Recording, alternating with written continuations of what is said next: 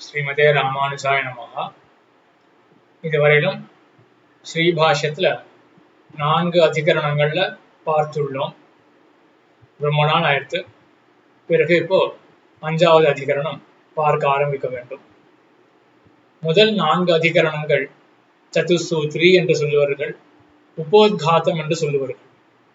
சதுசூத்ரி என்றால் 4 சூத்திரங்களை கொண்ட கூட்டம். 4 அதிகரணம், ஒவ்வொரு அதிகரணத்திலையும் ஒவ்வொரு சூத்திரம். ஆகையினால சதுசூத்ரி, 4 சூத்திரங்களை கொண்ட கூட்டம். இதுவேதான் உபோத்காதா. உபோத்காதம் என்றால் முன்னுரை. அதாவது இந்த பிரம்மசூத்திரம் அப்படின்ற சாஸ்திரமானது செய்யத்தக்கதே அப்படின்னு முதல்ல ஸ்தாபிக்கணும். ஏன்னா இவ்வளவு பெரிய விசார கிரந்தம், இத செஞ்சு இல்லாட்டி இதை படிச்சு எனக்கு என்ன பயன் இருக்கு அப்படின்னு ஒரு கேள்வி எழும். இந்த கிரந்தம் செய்யத்தக்கதுதான், இதற்கு பயனும் உள்ளது அப்படின்னு ஸ்தாபிக்கணும் இல்லையா? அதை செய்ததுதான் அந்த சதுசூத்ரி, 4 சூத்திரங்கள் உபோத்காதா என்று.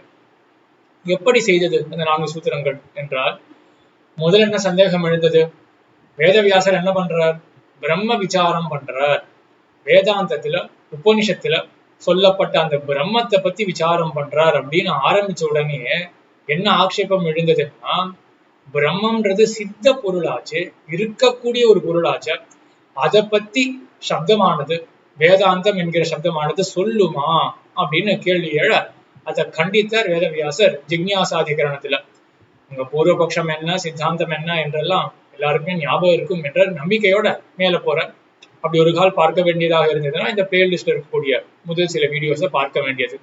ஆக ஜிக்ஞாசாதிகரணத்துல என்ன பார்த்தோம்னா, சித்தமான பிரம்மத்தை கூட உபனிஷத்தானது தெரிவிக்கும் அப்படின்னு பார்த்துட்டு, அதுக்கப்புறம் என்ன சந்தேகம் வந்ததுன்னா, சரி அந்த பிரம்மத்தை பத்தி வேதாந்தம் சொல்றதுன்னு வச்சுக்கோமே, ஆனாலும் அதை பத்தி விசாரம் பண்ணணும்னா அந்த பிரம்மன்றது என்னன்னு குறிப்பாக தெரிய வேண்டாமா? யுனிக்கா ஐடென்டிஃபை பண்ணாதானே அதை பத்தின ஒரு விசாரமே பண்ண முடியும். பிரம்மன்றது எக்ஸாக்டா என்னன்னு தெரிஞ்சுக்க முடியுமா என்றால் தெரிஞ்சுக்க முடியும். உலகத்தை படைத்து காத்து அழிக்கக்கூடியது, அதுதான் பிரம்மம் என்று ஜன்மாதி அதிகரணம் 2வது அதிகரணத்துல அதுதான் பிரம்மத்துக்கு லட்சணம், அடையாளம். பிரம்மம்னா என்ன அப்படின்னா, உலகத்தை காத்து அழித்து அழிக்கக்கூடியதுதான் பிரம்மம் என்று அதனுடைய லட்சணம் 2வது அதிகரணத்துல. அதற்கு பிறகு சாஸ்திர யோனித்வாதிகரணம் என்று 3வது அதிகரணம்.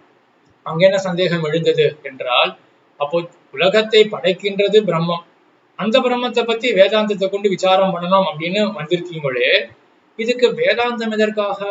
உலகத்தை படைக்கக்கூடியது ஒரு பிரம்மம் ஒண்ணு இருக்கு, கடவுள் ஒருத்தர் இருக்கார் அப்படின்றது ஊகத்தை பண்ணியே தெரிஞ்சுக்கலாமே, அனுமானம் பண்ணியே தெரிஞ்சுக்கலாமே, வேதாந்தம் எதற்காக அப்படின்னு ஒரு பட்சம் எட, கடவுளை நாம் ஊகித்து அறிந்து கொள்ள முடியாது, வேதத்தை கொண்டுதான் அறிந்து கொள்ள முடியும் என்று 3வது அதிகரணத்துல ஸ்தாபித்தார்.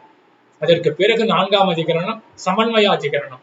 அதுல என்ன ஆட்சேபம் எழுந்தது என்றால், சரி அப்படிப்பட்ட அந்த எம்பெருமானை பத்தி, பகவானை பத்தி வேதத்தால மட்டும்தான் அறிஞ்சிக்க முடியும் அப்படின்னு இருக்கட்டுமே, ஆனா கூட அறிந்து என்ன பயன் இருக்கு?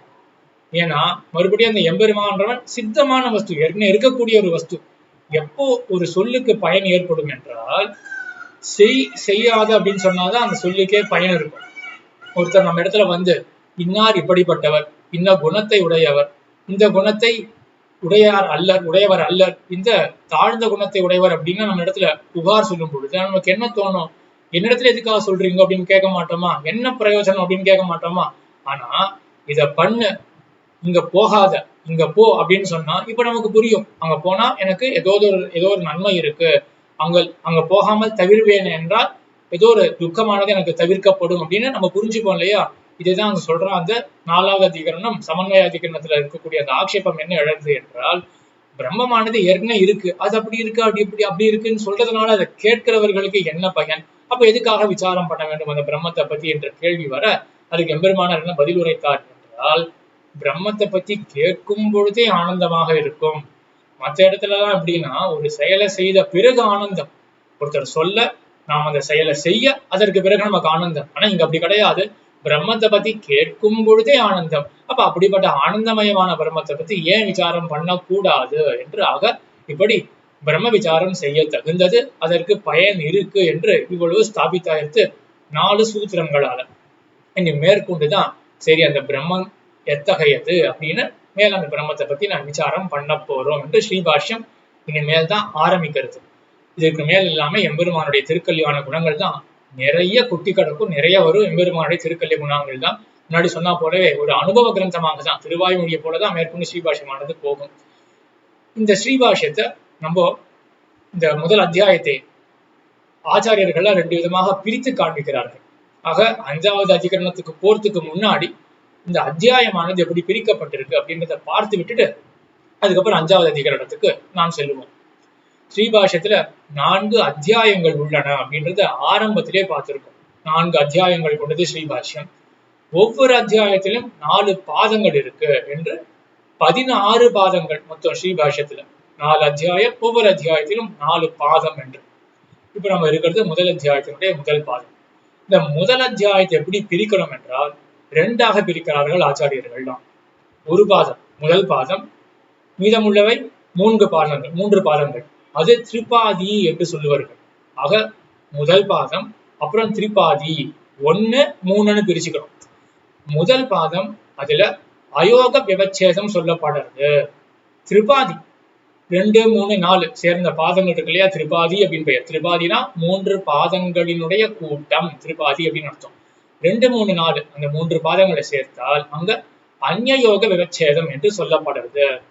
அதுனா அயோக விவச்சேதம், அந்நியோக விவச்சேதம் என்றால் ராமன் வில்லாளியே, ராமன் வில்லாளிதான் அப்படின்னா அது அயோக விவச்சேதம். ராமனே வில்லாளி என்று சொன்னால் அது அந்நியோக விவச்சேதம். ராமன் வில்லாளியே என்று சொன்னால் நம்ம என்ன சொல்றோங்க, ராமன் வில்லாளியா அப்படின்னு ஒரு சந்தேகம் வர ராமன் வில்லாளிதான் அப்படின்னு ஸ்தாபிக்கிறோம் இல்லையா, அது அயோக விவச்சேதம். அதாவது ஒரு இடத்துல ஒரு தன்மையானது இருக்கா இல்லையா அப்படின்னு சந்தேகம் வர அந்த தன்மையானது அந்த இடத்திலே இருக்கின்றது அப்படின்னு ஸ்தாபிக்கிறோம் இல்லையா. இங்க அதான பண்றோம், ராமன் வில்லாளியே அப்படின்றது எப்போ சொல்லுவோம், ராமன் வில்லாளியா அப்படின்னு சந்தேகம் வர அவன் வில்லாளியே அப்படின்னு ராமன் இடத்துல வில்லாளக்கூடிய தன்மையை ஸ்தாபிக்கிறோம் இல்லையா, அது அயோக விவச்சேதம். ராமனே வில்லாளி அப்படின்னா என்ன ஆறுது, ராமன் மட்டும்தான் வில்லாளியா அப்படின்னு சந்தேகம் வர மற்றவர்கள் வில்லாளிகள் அல்லர்கள் அப்படின்னு மற்றவர்களை தள்ளுறோம் இல்லையா, அல்லர் அப்படின்னு தள்ளுறோம் இல்லையா, இதுதான் அந்நியோக விவச்சேதம். ராமனே வில்லாளி அப்போ மற்றவர்கள் கிடையாது அப்படின்னு தள்ளுறோமே, இது அந்நியோக விவச்சேதம். இதுதான் இங்க ஸ்ரீபாஷ்யத்திலையும் செய்யப்படுறது. 1, 3 அப்படின்னு பிரிச்சுட்டோம் இல்லையா. முதல் பாதத்துல அயோக விவச்சேதம், 2, 3, 4 சேர்ந்து திரிபாதி, அந்த 3 பாதங்கள் சேர்ந்து அந்த திரிபாதியில அந்நியோக விவச்சேதம். இங்க என்ன அயோக விவச்சேதம், அந்நியோக விவச்சேதம் என்றால், இது வரைக்கும் இந்த 4 சூத்திரங்கள்ல உலகத்தை படைக்கக்கூடியது பிரம்மம் அப்படின்னு ஒண்ணு வேதாந்தத்துல சொல்லப்படுறது. ஒரு பெரிய தத்துவம் ஒண்ணு, உலகத்தை படைக்கக்கூடிய ஒரு தத்துவம் இருக்கு அப்படின்னு வேதாந்தத்துல தெரியறது அப்படின்றது அந்த நிலையில இருக்கும். அந்த தத்துவம் என்னது, ஏன்னா நமக்கு தெரிஞ்சது என்னது, இந்த உடம்பு தெரியறது, கண்ணுக்கு தெரிஞ்ச அச்சேதன பொருள்கள்லாம் தெரியறது. நாம் என்ற ஜீவாத்மா நமக்கு தெரியும், நாம் அதை பத்தி உணர்றோம். 2 தத்துவங்களை பத்தி தெரிஞ்சிருக்கு. வேதாந்தத்துல இந்த 2த்துல எது சொல்லப்படுறது, உலகத்தெல்லாம் படைக்கக்கூடிய மிகப்பெரிய பிரம்மம் அப்படின்ற தத்துவம் இருக்கு, அது அச்சேதனமா இல்லாட்டி ஜீவாத்மாவா என்னது அப்படின்னு கேள்வி வர, அப்போ முதல்ல அயோக விவச்சேதம் பண்ணப்படுறது. உலகத்தை படைக்கின்ற பிரம்மம் சேத்தனத்தையும் அச்சேதனத்தையும் காட்டிலும் வேறுபட்டதே அப்படின்னு. ஏன்னா நீ நினைக்கிற மாதிரி இந்த 2 மட்டும் கிடையாது, இந்த 2 காட்டிலும் வேறுபட்ட தத்துவம் இருக்கு. அப்படி ஒரு தத்துவம் இருக்கான, கண்ணுக்கு தெரிஞ்சு நான் இருக்கேன், என்னுடைய உடம்பு இருக்கு, சித்து இருக்கு, அச்சேதனம் இருக்கு, இவ்வளவுதானே இருக்கு. கண்ணுக்கு தெரியாத 3வது ஒரு வஸ்து இருக்கா, சித்தையும் அச்சித்தையும் காட்டிலும் 3வது வஸ்து இருக்கா அப்படின்னு கேள்வி வர, இங்கதான் அயோக விவச்சேதம் பண்ணப்படுறது. ஜெகத்தை படைக்கக்கூடிய பிரம்மமானது சித் அச்சித் விலக்ஷணமே, விலக்ஷணம் அப்படின்னா வேறுபட்டது, சித்தையும் காட்டிலும் அச்சித்தையும் காட்டிலும் வேறுபட்டதே. அப்போ ராமன் வில்லாளியே, அதே போலதானே இங்கேயும் இருக்கு. இங்க அயோக விவச்சேதம். முதல் பாதத்துல என்ன சொல்லப்படுறது அப்படின்னா, முதல்ல வேதாந்தம் நமக்கு புரிய வைக்கிறது. வேதாந்த சூத்திரம் பண்ற இந்த வேதவியாசன் என்ன புரிய வைக்கிறார் அப்படின்னா, உலகத்தை படைக்கக்கூடிய பிரம்மமானது சித்து கிடையாது, அச்சித்து கிடையாது, தனித்து இருக்கக்கூடிய பகவான் சர்வேஸ்வரன் அப்படின்னு தனித்த 3வது தத்துவம் என்று புரிய வைக்கக்கூடியதுதான் இந்த முதல் பாதம், அயோக விவச்சேத பாதம்.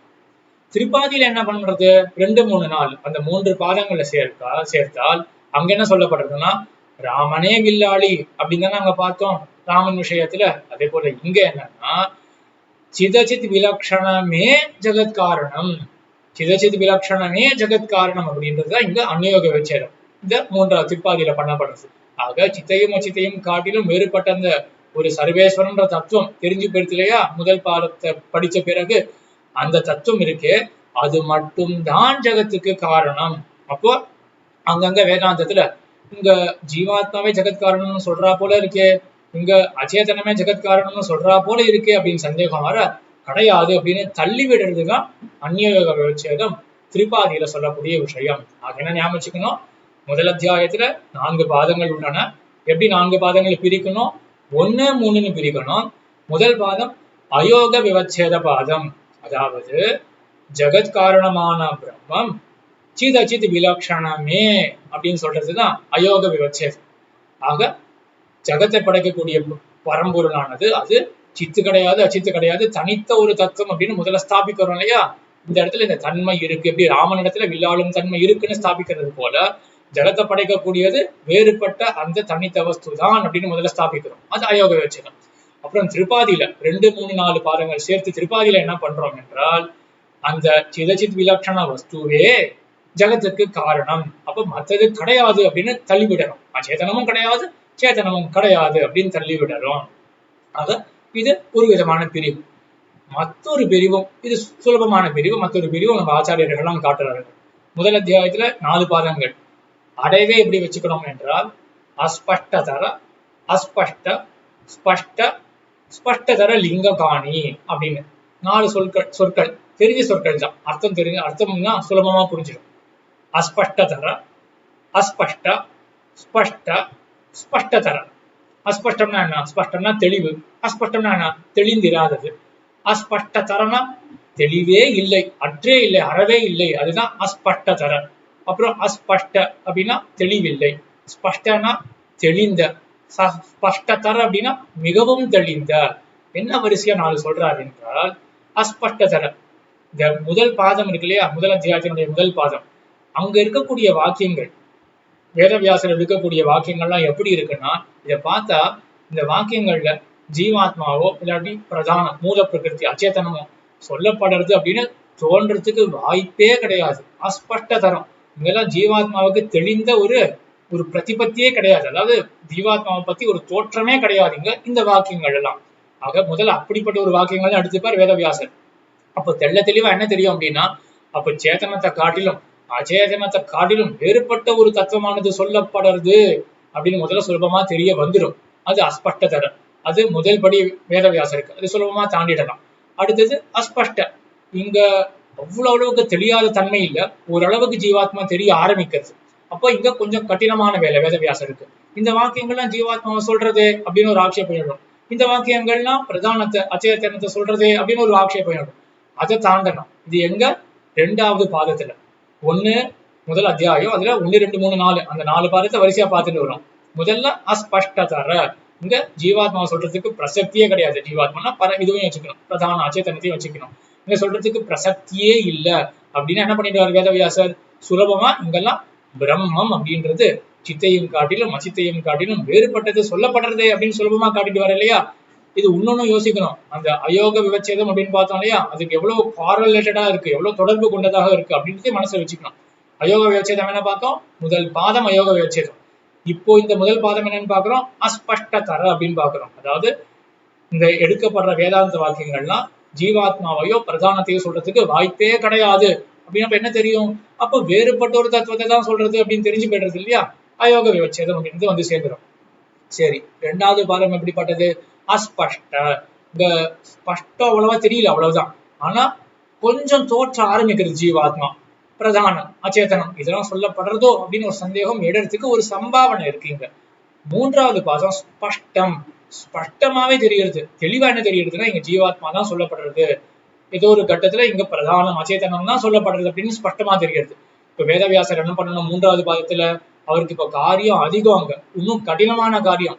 ஸ்பஷ்டமாவே ஜீவாத்மாவை தான் சொல்லப்படுற மாதிரி இருக்கு, ஆனா அதையும் கழிச்சு கிடையாது, இங்கேயும் அந்த பரமாத்மா தான் சொல்லப்படுறான் அப்படின்னு ஸ்தாபிக்கிறோம். அதுக்கப்புறம் 4வது பாதம் ஸ்பஷ்டதர, மிகவும் தெளிந்ததாக ஜீவாத்மா தான் இங்க சொல்றதுன்னு முடிவே பண்ணிடலாம். அந்த அளவுக்கு தெளிவாக அங்க ஜீவாத்மாவும் பிரதானம் தான் சொல்லப்படுறதுன்னு. அப்ப வேதவியாசர் என்ன பண்ணணும்னா நிறைய ஆராய்ந்து கிடையாது, இங்கும் கூட அந்த பரமாத்மா தான் சொல்லப்படலாம் அப்படின்னு இப்போ அந்த அஸ்பஷ்ட அப்படின்ற அந்த ஒரு வரிசையை பார்த்துன்னு வந்தோம் இல்லையா, இதுக்கும் அந்த அயோக வியட்சேதம் அந்யோக வியட்சேதத்துக்கும் நல்ல ஒரு கார்லேஷன் இருக்குங்கிறத கொஞ்சம் நோட்ஸ் எடுத்துருந்தா உங்களுக்கே புரிய வந்துடும் என்ன கார்லேஷன் அப்படின்னு. முதல்ல பிரம்மம் தான் இருக்கு, அதாவது ஜீவாத்மா அதாவது ஜீவாத்மா பிரதானம், இதை காட்டிலும் வேறுபட்ட அந்த பரமாத்மா இருக்குன்னு ஸ்தாபிக்கிறார் இல்லையா, அது சுலபமான வாக்கியங்களை கொண்டு ஸ்தாபிச்சிடுவார். அதுக்கப்புறம் கஷ்டமான வாக்கியங்கள்ல அந்த ஜீவாத்மாவையும் பிரதானத்தையும் தள்ளறார். இங்கும் கூட ஜீவாத்மா சொல்லப்படல, பிரதானம் சொல்லப்படல. பிரதானம்னா மூல பிரகிருதி அச்சேதனம், அதுவும் சொல்லப்படல அப்படின்னு தள்ளி விட்டுட்டு இங்கேயும் அந்த பரமாத்மா தான் சொல்லப்படலாம் அப்படின்னு ஸ்தாபிக்கிறார் இல்லையா. இதுதான் இந்த முதல் அத்தியாயத்துல செய்யப்படுறது. ஆக 2 விதமா பார்க்கணும். முதல் அத்தியாயத்தை எப்படி பிரிக்கணும், அயோக விவச்சேதத்தை சொல்ல வந்தது முதல் பாதம், மீதமுள்ள 3 பாதங்கள் திரிபாதி அது என்ன பண்றதுன்னா அந்நியோக விவச்சேதத்தை பண்ணக்கூடியது, மற்ற இதெல்லாம் கிடையாதுன்னு தள்ளக்கூடியது திரிபாதி அப்படின்னு. மத்தொன்னு என்ன பார்த்தோம், அஸ்பஷ்டதர அஸ்பஷ்ட ஸ்பஷ்ட ஸ்பஷ்டதர லிங்க காணின்னு 4 பார்த்தோம். அதாவது அந்தந்த வாக்கியங்கள்ல முதல் எடுக்கக்கூடிய வாக்கியங்கள், முதல் பாதத்துல இருக்கக்கூடிய வாக்கியங்கள்லாம் இங்க ஜீவாத்மா சொல்றதுக்கு வாய்ப்பே கிடையாது, சுலபமா தெரிஞ்சுட்டுலாம் இங்க ஜீவனை காட்டிலும் அதே போல அந்த அச்சேதனத்தை காட்டிலும் பரமபுருஷன் தான் சொல்லப்படுறோம் அப்படின்னு சுலபமாவும் தெரிஞ்சுடலாமே அப்படின்னு இருக்கக்கூடிய வாக்கியங்கள் முதல் பாதத்துல. அதுக்கப்புறம் 2ஆம் பாதத்துல கொஞ்சம் ஜீவாத்மாவுடைய தோற்றம் ஏற்படும், அது அஸ்பஷ்டம். 3ஆவதுல ஸ்பஷ்டமாவே ஜீவாத்மாவுடைய தோற்றம் ஏற்படும். 4ஆம் பாதத்துல ஸ்பஷ்ட தரமாக மிகவும் தெளிந்ததாக ஜீவாத்மா தான் பிரதானம் தான் அப்படின்னு சொல்லவே முடியும் என்று இப்படிப்பட்ட வாக்கியங்களாம் எடுத்து எல்லாத்தையும் கழித்து இங்க எல்லாம் பகவான் தான் சொல்லப்படலாம் அப்படின்னு சொல்றதுதான் இந்த முதல் அத்தியாயம். அதுல ஏன்னா இந்த முதல் அத்தியாயத்துக்கு என்ன பெயர்னு பார்த்தோம், சமன்வய அத்தியாயம் அப்படின்னு பார்த்தோம் இல்லையா. ஜெகத்காரண வஸ்து இன்னதுன்னு சொல்லக்கூடிய வாக்கியங்கள் எல்லாம் எங்க அன்வயிக்கின்றன, எங்க போய் சேருகின்றன, பிரம்மத்தின் இடத்தில். அதாவது எப்படிப்பட்ட பிரம்மம் அது, சித்த காட்டிலும் அச்சித்த காட்டிலும் வேறுபட்ட அந்த தத்துவத்தை தான் சொல்லுகின்றன அப்படின்னு சொல்றதுதான் இந்த முதல் அத்தியாயமே. ஆக ஜெகத்துக்கு காரணம் சேத்தனையும் அச்சேதனத்தையும் தாண்டின இந்த பரமபுருஷன் பகவான் தான் அப்படின்னு சொல்லக்கூடியதுதான் இந்த முதல் அத்தியாயம். இதனுடைய பிரிவை பார்த்திருக்கோம், புரிஞ்சிருக்கும்னு நினைக்கிறேன். நோட்ஸ் எடுத்து 2-3 தடவை கேட்டா இது புரிஞ்சிடும். இதுல முக்கியமாக சொல்ல வேண்டியது என்ன அப்படின்னா, வேதாந்தாச்சாரியர் தன்னுடைய வேதாந்த தேசிகனே தன்னுடைய கிரந்தத்துல ஒரு ஆச்சரியமான அர்த்தத்தை தெரிவிக்கிறார். ஸ்ரீபாஷ்யத்துல எம்பெருமானார் என்ன பண்றாரு அப்படின்னா 2வது பாதத்தினுடைய ஆரம்பத்துல இந்த அர்த்தத்தை தெரிவிக்கிறார். என்ன அர்த்தம்னா, பிரம்மமானது உலகத்தை படைக்கக்கூடிய பிரம்மமானது சித்த காட்டிலும் அச்சேதனத்தை காட்டிலும் வேறுபட்டது அப்படின்னு ஸ்தாபிச்சாலே போதும் இல்லையா. ஏன் இவ்வளவு அதிகரணங்கள் அந்தந்த கட்டத்தெல்லாம் எடுத்து இங்க சேத்தனம் சொல்லப்படல அச்சேதனம் சொல்லப்படல அப்படின்னு கழிச்சிட்டு எம்பெருமான் தான் பகவான் தான் அப்படின்னு இவ்வளவு ஏன் ஸ்தாபிக்கணும் என்றால், எல்லாம் பகவானுடைய கல்யாண குணத்தை அனுபவிக்கிறதுக்காக என்று நம்ம ஆச்சாரியாலாம் தெரிவிக்கிறார்கள். எப்படி அனுபவிக்கப்படுறது அப்படின்னா, அந்தந்த கட்டத்துல ஒவ்வொரு விதமா ஒரு தத்துவம் சொல்லப்படும் இல்லையா. உலகத்துக்கே ஒளியை கொடுக்கக்கூடிய தத்துவம் அப்படின்னு ஜோதிரதிகரணம் அப்படின்னு மேல வரப்போகுது நமக்கு. உலகத்துக்கே ஒளியை கொடுக்கக்கூடிய தத்துவம், உலகத்தையே தாங்கக்கூடிய தத்துவம் அப்படின்னு வரும். இந்த கட்டத்துல யார் சொல்லப்படுறது, பிரதானம் சொல்லப்படுறதா இல்லாட்டி ஜீவாத்மா சொல்லப்படுறதா அப்படின்னு கேள்வி வர, ஜீவாத்மா தான் சொல்லப்படுறது போல இருக்கே அப்படின்னு தோன்ற இடத்துல ஜீவாத்மாவை கழிச்சிட்டு பரமாத்மா தான் சொல்லப்படலாம் அப்படின்னு சொன்னோம்னா அப்ப கூடவே என்ன கிடைக்கிறது, உலகத்துக்கே ஒளியை கொடுக்கக்கூடியது, உலகத்துக்கே ஆதாரமாக இருக்கக்கூடியது, அந்த தன்மை பகவான் இடத்துல இருக்கு அப்படின்னு தெரிஞ்சுக்கிறோங்களே அதிகமா. அப்போ பிரம்மத்தினுடைய குணத்தை மேலும் மேலும் அனுபவிக்கிறதுக்கு உறுப்பாக இருக்கும் மேற்கொண்டு வரக்கூடிய அதிகரணங்கள் எல்லாம் அப்படின்னு நம்ம ஆச்சாரியர்கள் எல்லாம் காத்தார்கள். ஆக அந்த கிரமத்துல இன்னைக்கு பார்த்த இந்த விபாகம் இருக்கு இல்லையா, இதான் கடைசி. இதோட ஸ்ரீபாஷ்யத்துல இந்த கஷ்டமான விஷயம், ரொம்ப நோட்ஸ் எடுத்து நிறைய யோசிக்க வேண்டிய விஷயங்கள் அப்படிலாம் இருக்காது. இன்னைக்கே கூட ஜிக்ஞாசாதிகரணம் மாதிரிலாம் கிடையாது. இது வெறும் நோட்ஸ் எடுத்து 4 தடவை படிச்சாலே புரிஞ்சிடும். ஜிக்ஞாசாதிகரணம் மாதிரி யோசிக்க வேண்டிய தத்துவங்கள்லாம் இன்னும் ரொம்ப கஷ்டப்படுத்த தத்துவங்கள்லாம் வராது. மேற்கொண்டு முழுமையாக பிரம்மத்தினுடைய கல்யாண குண அனுபவம் தான் என்று விண்ணப்பித்துக் கொண்டு மேற்கொண்டு ஈட்சத்தை விகரணத்தை பார்க்கலாம் என்று விண்ணப்பித்துக் கொண்டு அமைகிறேன். ஆழ்வார் திருவடிகளே சரணம், எம்பெருமானார் திருவடிகளே சரணம், ஜீயர் திருவடிகளே சரணம்.